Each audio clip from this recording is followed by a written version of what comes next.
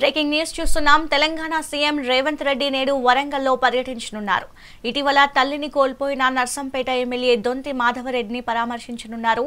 గత 2 ఏళ్లుగా సీఎం రేవంత్ రెడ్డితో ఎమ్మెల్యే దొంతి అంటి ముట్టనట్లు వ్యవహరిస్తున్న కారణంగా నియోజకవర్గ అభివృద్ధికి ఆటంకం కలుగుతోందని ప్రజలు ఆరోపిస్తున్నారు. సీఎం పరామర్శతో ఇద్దరు నేతల మధ్య సయోధ్య కుదిరే అవకాశం ఉందని కాంగ్రెస్ వర్గాలు భావిస్తున్నాయి. సీఎం పర్యటన నేపథ్యంలో పోలీసులు కట్టుదిట్టమైన భద్రతా ఏర్పాట్లు చేశారు.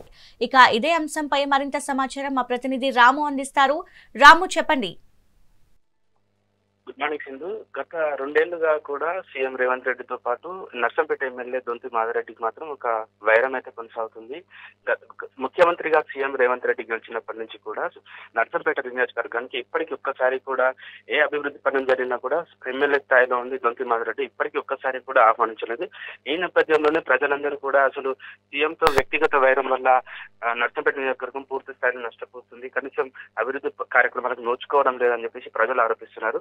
ఈ నేపథ్యంలో మంత్రి దొంతి మాధవరెడ్డి మాతృమూర్తి మధ్యలో చనిపోవడంతో అతన్ని పరామర్శించడానికి ఇవాళ సీఎం రేవంత్ రెడ్డి మధ్యాహ్నం 1 గంటకి ఇక్కడ చేరుకున్నాడు.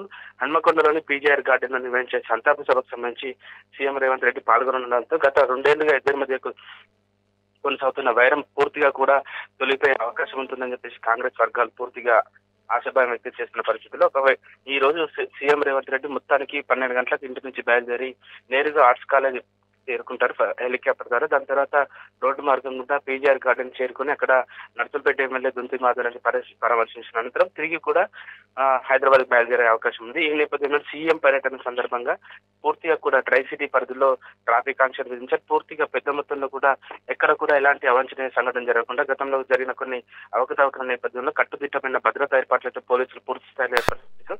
మొత్తానికి సీఎం రేవంత్ రెడ్డి దొంతి మాధవరెడ్డి గత 2 ఏళ్లుగా వీళ్ళ మధ్య కుదిరిన ఈ వైరం నేపథ్యంలో ఒక్కసారిగా కూడా రేవంత్ రెడ్డి దొంతి మాధవరెడ్డి మళ్ళీ ఒక్కసారి కలుస్తున్న నేపథ్యంలో ఒక్కసారి కూడా ఈ వైరం పూర్తిగా ముగుస్తుంది. మరోసారి కూడా నర్సంపేట నియోజకవర్గ ప్రజలు కూడా ఒక పెద్ద ఎత్తున ఆశలు పెట్టుకున్నారు.